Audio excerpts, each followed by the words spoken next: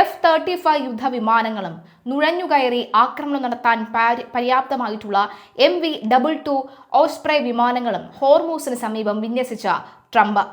ഇവയ്ക്ക് പുറമെ അമേരിക്കയുടെ 15 യുദ്ധക്കപ്പലുകളും ഹോർമൂസിനടുത്തായി നിലയുറപ്പിച്ചിട്ടുണ്ട്. ഹോർമൂസിലേക്ക് വരുന്നതും പോകുന്നതുമായ കപ്പലുകളെ തടയുമെന്നാണ് അമേരിക്കൻ സൈന്യത്തിന്റെ പ്രഖ്യാപനം. അങ്ങനെയെങ്കിൽ ഇതുവരെ കണ്ടിട്ടില്ലാത്ത തിരിച്ചടി നേരിടുമെന്ന് ഇറാനും വ്യക്തമാക്കി കഴിഞ്ഞു.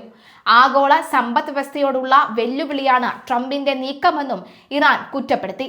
പ്രാദേശിക സമയം 2 മണിയോടെ ഉപരോധം ആരംഭിക്കുമെന്നാണ് US സെൻട്രൽ കമാൻഡിന്റെ പ്രഖ്യാപനം. ഒമാൻ കടലിടുക്കിലൂടെയും അറേബ്യൻ കടലിടുക്കിലൂടെയുമുള്ള കടക്കാൻ ശ്രമിക്കുന്ന കപ്പലുകളെയും ഉപരോധിക്കുമെന്നും US പറയുന്നു. അറബിക്കടലിൽ USS ട്രിപ്പോളി രാത്രികാല ദൗത്യങ്ങൾക്കായി വിന്യസിച്ചിട്ടുണ്ട്. ഇതിന്റെ ടെക് F-35 വിമാനങ്ങൾക്കും ഹെലികോപ്റ്ററും വിമാനവും പോലെ ഉപയോഗിക്കാൻ കഴിയുന്ന MV-22 ഓസ്പ്രേയ്ക്കും ഉപയോഗിക്കാൻ കഴിയും എന്ന് സെൻകോം പ്രസ്താവനയിൽ അറിയിച്ചു. ഉപരോധം ചെറുക്കാൻ ശ്രമിക്കുന്ന ഇറാന്റെ കപ്പലുകളെ നശിപ്പിച്ചു കളയുമെന്നാണ് ട്രംപിന്റെ ഭീഷണി. ഇറാന്റെ നാവികസേനയെ US നേരത്തെ തന്നെ തകർത്തതെന്നാണ് നിലവിലെ US നടപടി നേരിടാൻ അവർക്ക് കഴിയില്ലെന്നും ട്രംപ് അവകാശപ്പെട്ടു. ഇറാന്റെ നേവി കടലിന്റെ അടിത്തട്ടിലേക്ക് പോയി. 158 കപ്പലുകൾ പൂർണ്ണമായും നശിപ്പിച്ചു. വളരെ കുറച്ച് കപ്പലുകൾ മാത്രമാണ് ഇറാൻ ഇന്ന് ശേഷിക്കുന്നത്. ഫാസ്റ്റ് ആക്ട് ഷിപ്പ് എന്നാണ് ഇറാൻ അതിനെ വിളിക്കുന്നത്. പക്ഷേ ഞങ്ങൾ അതിനെ ഒരു ഭീഷണിയായി കാണുന്നില്ല. ഉപരോധത്തിന് ഭീഷണിയായി അവ പ്രത്യക്ഷപ്പെട്ടാൽ നിമിഷങ്ങൾക്കുള്ളിൽ ചാമ്പലാകും എന്നാണ് ട്രംപ് ട്രൂത്ത് സോഷ്യലിൽ കുറിച്ചത്. പാകിസ്ഥാന്റെ മധ്യസ്ഥയിൽ നടന്ന ഇറാൻ US ചർച്ചകൾ പരാജയപ്പെട്ടതിന് പിന്നാലെയാണ് ഹോർമൂസ് ഉപരോധിക്കാനുള്ള നീക്കം അമേരിക്ക പ്രഖ്യാപിച്ചത്. ഫെബ്രുവരി 28-ന് USഉം ഇസ്രയേലും തുടക്കമിട്ട യുദ്ധം അവസാനിപ്പിക്കുന്നതിനായി US വൈസ് പ്രസിഡന്റ് JD വാൻസിന്റെ നേതൃത്വത്തിലാണ് ഇറാന്റെ വിദേശകാര്യമന്ത്രി അബ്ബാസ് അരഗച്ചിയുമായി സ്പീക്കറുമായും ചർച്ച നടത്തിയത്. എന്നാൽ ചർച്ച അലസിപ്പിരിയുകയായിരുന്നു. ചർച്ചയ്ക്കിടെ ഇസ്രായേൽ പ്രധാനമന്ത്രി ബെഞ്ചമിൻ നെതന്യാഹുവിന്റെ ഫോൺ കോൾ വാൻസിന് വന്നതോടെയാണ് കരാറിലെത്താനായ ചർച്ച വഴിമുട്ടിയത് എന്ന് അബ്ബാസ് അരഗച്ചി ആരോപിച്ചു.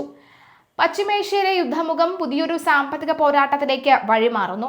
ഇറാന്റെ എണ്ണ കയറ്റുമതിയും വ്യാപാരവും പൂർണ്ണമായും തടയുക എന്ന ലക്ഷ്യത്തോടെ അമേരിക്ക പ്രഖ്യാപിച്ച നാവിക ഉപരോധം വെറുമൊരു സൈനിക നടപടിയല്ല, മറിച്ച് ആഗോള രാഷ്ട്രീയത്തിൽ വലിയ പ്രത്യാഘാതങ്ങൾ സൃഷ്ടിക്കാനിടയുള്ള ഒരു ചൂതാട്ടമാണ്. ഹോർമൂസ് കടലിടുക്കിന് കാവൽ നിൽക്കുന്ന ഇറാനെ കടലിൽ തന്നെ തളയ്ക്കാനുള്ള പെന്റഗണിന്റെ നീക്കം എത്രത്തോളം വിജയിക്കുമെന്ന ചോദ്യം ഇപ്പോൾ ശക്തമാണ്. ഈ ഉപരോധത്തിന് പിന്നാലെ സാമ്പത്തിക യുക്തി ലളിതമാണ്.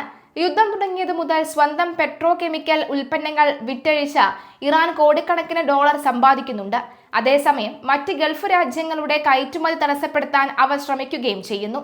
ഇറാന്റെ ഈ വരുമാന സ്രോതസ് അടച്ചാൽ അവരുടെ സമ്പദ് വ്യവസ്ഥ തകരുമെന്നും യുദ്ധം തുടരാനുള്ള ശേഷി ഇല്ലാതാകുമെന്നുമാണ് വാഷിംഗ്ടൺ കണക്കുകൂട്ടുന്നത്.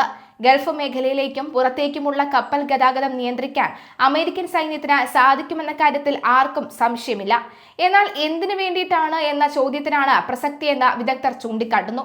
ഹോർമൂസ് കടലിടുക്കിനുള്ളിൽ കയറി ഇറാനുമായോ അവരുടെ മിസൈൽ ഡ്രോൺ സംവിധാനങ്ങളുമായോ നേരിട്ട് ഏറ്റുമുട്ടുന്നതിനേക്കാൾ അമേരിക്കയ്ക്ക് സുരക്ഷിതം ഒമാൻ കടലിൽ നിലയുറപ്പിച്ച് ഉപരോധം നടപ്പാക്കുന്നതാണ് എന്ന സൈനിക വിലയിരുത്തലാണ് ഇപ്പോൾ നടപ്പിലാകുന്നത്. ഹോർമൂസ് കടലിന്റെ ഇടുങ്ങിയ പ്രതലത്തിൽ ഇറാന്റെ അതിവേഗ ബോട്ടുകളെയും മൈനുകളെയും നേരിടുന്നത് അമേരിക്കയ്ക്ക് വലിയ ആൾനാശമുണ്ടാക്കാൻ സാധ്യതയുണ്ടെന്നായിരുന്നു ഖാർഗ് ദ്വീപ് പിടിച്ചെടുക്കുകയോ യുദ്ധക്കപ്പലുകളുടെ അകമ്പടിയോടെ കപ്പലുകൾ കൊണ്ടുപോവുകയോ ചെയ്യുന്നതിന് പകരം തുറന്ന കടലിൽ വെച്ച് ഇറാന്റെ കപ്പലുകളെ പിടികൂടുന്നത് അപകട സാധ്യത കുറയ്ക്കുമെന്ന് വിദഗ്ധർ നിരീക്ഷിക്കുന്നുണ്ട്. സൈനികമായി നോക്കിയാൽ അമേരിക്കയ്ക്ക് ഇത് താരതമ്യേന എളുപ്പമുള്ള കാര്യമാണ്. അമേരിക്കൻ സെൻട്രൽ കമാൻഡ് നൽകുന്ന സൂചനകൾ പ്രകാരം ഇറാന്റെ തീരങ്ങളിലേക്ക് വരുന്നതും പോകുന്നതുമായ എല്ലാ രാജ്യങ്ങളുടെയും കപ്പലുകൾ പരിശോധിക്കപ്പെടും. എന്നാൽ മറ്റ് ഗൾഫ് രാജ്യങ്ങളിലേക്കുള്ള കപ്പലുകളെ തടയില്ല. മാനുഷിക പരിഗണനയോടെയുള്ള സഹായങ്ങളുമായി എത്തുന്ന കപ്പലുകളെ കടത്തിവിടുമെന്ന് പറയുന്നുണ്ടെങ്കിലും അവയും കർശനമായ പരിശോധനയ്ക്ക് വിധേയമാകും. ഇത് ഇറാനിലേക്കുള്ള ആവശ്യ വസ്തുക്കളുടെ ഒഴുക്ക് പോലും തടസ്സപ്പെടുത്തിയേക്കാം. ഈ ഉപരോധത്തിന് പിന്നിലെ സാമ്പത്തിക യുക്തി ലളിതമാണ്. യുദ്ധം തുടങ്ങിയത് മുതൽ സ്വന്തം പെട്രോ കെമിക്കൽ ഉൽപ്പന്നങ്ങൾ വിറ്റഴിച്ച് ഇറാൻ കോടിക്കണക്കിന് ഡോളർ സമ്പാദിക്കുന്നുണ്ട്. അതേസമയം മറ്റ് ഗൾഫ് രാജ്യങ്ങളുടെ കയറ്റുമതി തടസ്സപ്പെടുത്താൻ അവർ ശ്രമിക്കുകയും ചെയ്യുന്നു. ഇറാന്റെ ഈ വരുമാന സ്രോതസ് അടച്ചാൽ അവരുടെ സമ്പദ് വ്യവസ്ഥ തകരുമെന്നും യുദ്ധം തുടരാനുള്ള ശേഷി ഇല്ലാതാകുമെന്നുമാണ് വാഷിംഗ്ടൺ കണക്കുകൂട്ടുന്നത്. പക്ഷേ ഈ കണക്കുകൂട്ടലുകൾ എത്രത്തോളം പ്രായോഗികമാണ് എന്നത് സംശയമാണ്. ഒരു മാസത്തിലധികമായി അമേരിക്കയുടെയും ഇസ്രായേലിന്റെയും ആക്രമണങ്ങളെ നേരിടുന്ന ഇറാൻ വലിയ പ്രതിരോധ ശേഷിയാണ് പ്രകടിപ്പിച്ചത്. പുതിയ ഉപരോധത്തെയും അതിജീവിക്കാൻ തങ്ങൾ കഴിയുമെന്ന് അവർ വിശ്വസിക്കുന്നു. ലോക വിപണിയിൽ എണ്ണവില കുതിച്ചുയരുന്നത് അമേരിക്കയ്ക്ക് തന്നെ തിരിച്ചടിയാകുമെന്നാണ് ഇറാന്റെയും മുൻ നയതന്ത്രജ്ഞരുടെയും വിലയിരുത്തൽ. തങ്ങൾ ജയിച്ചു എന്ന മാനസികാവസ്ഥയിലാണ് ഇപ്പോൾ ഇറാൻ ഭരണകൂടമെന്ന് വിദേശകാര്യ വിദഗ്ധർ നിരീക്ഷിക്കുന്നു. തങ്ങളുടെ എതിരാളികളെക്കാൾ കൂടുതൽ കാലം കഷ്ടപ്പാടുകൾ സഹിക്കാൻ തങ്ങൾക്ക് കഴിയുമെന്ന് ഇറാൻ ഉറച്ചു വിശ്വസിക്കുന്നു.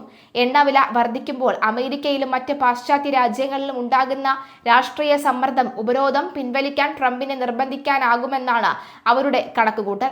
ഷിപ്പിംഗ് മേഖലയിലെ വിദഗ്ധർ ഇപ്പോൾ അതീവ ജാഗ്രതയിലാണ്.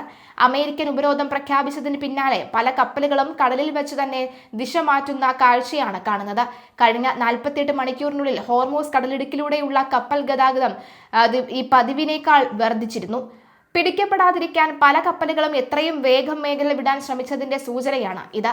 എന്തായാലും നിലവിലെ സാഹചര്യത്തിൽ കപ്പലുകൾ അത് കൃത്യമായി തന്നെ കടന്നുപോകുന്നു. പക്ഷേ ഏത് നിമിഷം വേണമെങ്കിലും ഹോർമൂസിൽ തന്നെ ഇറാനെ തളയ്ക്കാൻ പെന്റഗൺ തയ്യാറുമാണ്. അതേസമയം US നാവികസേനയുടെ 2022 നേവൽ ഓപ്പറേഷൻസ് നിയമ പുസ്തകത്തിലാണ് നാവിക ഉപരോധത്തെക്കുറിച്ച് പറയുന്നത്.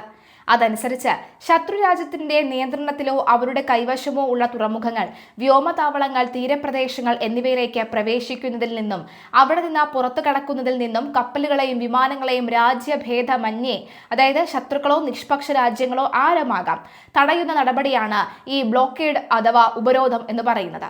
ഇത് സംബന്ധിച്ച കൂടുതൽ നിർദ്ദേശങ്ങൾ ഔദ്യോഗിക വിജ്ഞാപനത്തിന്റെ രൂപത്തിൽ നാവികർക്ക് കൈമാറുമെന്ന് US സെൻട്രൽ കമാൻഡർ അറിയിച്ചിട്ടുണ്ട്. ഹോർമൂസ് അടച്ചതിനെ തുടർന്നുണ്ടായ ഇന്ധന പ്രതിസന്ധി പരിഹരിക്കാൻ കടലിടുക്ക് തുറക്കണമെന്ന് ഇറാനെ നിരന്തരം ഭീഷണിപ്പെടുത്തിയിരുന്നു ട്രംപ്. പിന്നീട് ഹോർമൂസ് തുറക്കുക തന്റെ ഉത്തരവാദിത്തമല്ല എന്നും അത് ഉപയോഗിക്കപ്പെടുത്തുന്ന രാജ്യങ്ങൾ ഇത് നോക്കട്ടെ എന്നുമാണ് നിലപാടെടുത്തത്. ആ ട്രംപ് തന്നെയാണ് ഇപ്പോൾ കടലിടുക്ക് അടച്ചിരിക്കുന്നത്. എണ്ണ വിറ്റ് പണം നേടാൻ ഇറാനെ അനുവദിക്കില്ല എന്ന് ട്രംപ് ഈയിടെ ഫോക്സ് ന്യൂസിനോട് പറഞ്ഞിരുന്നു. ഹോർമൂസിലൂടെ പോകുന്ന കപ്പലൊന്നിന് $20 ലക്ഷം വീതം ഈടാക്കാനുള്ള പദ്ധതി ഇറാൻ മുന്നോട്ട് വെച്ചതോടെയായിരുന്നു അത്. ഇറാന്റെ നീക്കം ഈ സമുദ്ര ഗതാഗതത്തിനുള്ള സ്വാതന്ത്ര്യമില്ലാതാകുമെന്നാണ് ട്രംപ് വാദിച്ചത്. യുദ്ധം തുടങ്ങിയ ശേഷം ഹോർമൂസിലൂടെ പോയ ചില കപ്പലുകളോട് ഇറാൻ വലിയ തുക ഈടാക്കിയിരുന്നു എന്ന റിപ്പോർട്ടുകൾ ഉണ്ടായിരുന്നത്. ഇത് നിർത്തി ഇറാൻ ഭരണകൂടത്തിനുള്ള പ്രധാന വരുമാന സ്രോതസ്സുകൾ അടയ്ക്കുക എന്നതും നാവിക ഉപരോധത്തിന്റെ ലക്ഷ്യമാണ്. ഇറാനെതിരെ US ഏർപ്പെടുത്തിയ പുതിയ ഉപരോധം ഇന്ത്യൻ സമയം തിങ്കളാഴ്ച രാത്രി 7:30 ഉപരോധം നിലവിൽ വന്നു. ഇറാന്റെ തുറമുഖങ്ങളിലേക്കും തീരപ്രദേശങ്ങളിലേക്കും പോകുകയും വരികയും ചെയ്യുന്ന കപ്പലുകളെ രാജ്യഭേദമില്ലാതെ തടയുമെന്ന് US സെൻട്രൽ കമാൻഡ് അറിയിച്ചു. ഇറാന്റേതല്ലാത്ത തുറമുഖങ്ങളിലേക്ക് പോകുന്ന കപ്പലുകൾ ഹോർമൂസ് വഴി കടത്തിവിടുമെന്നും പറഞ്ഞു.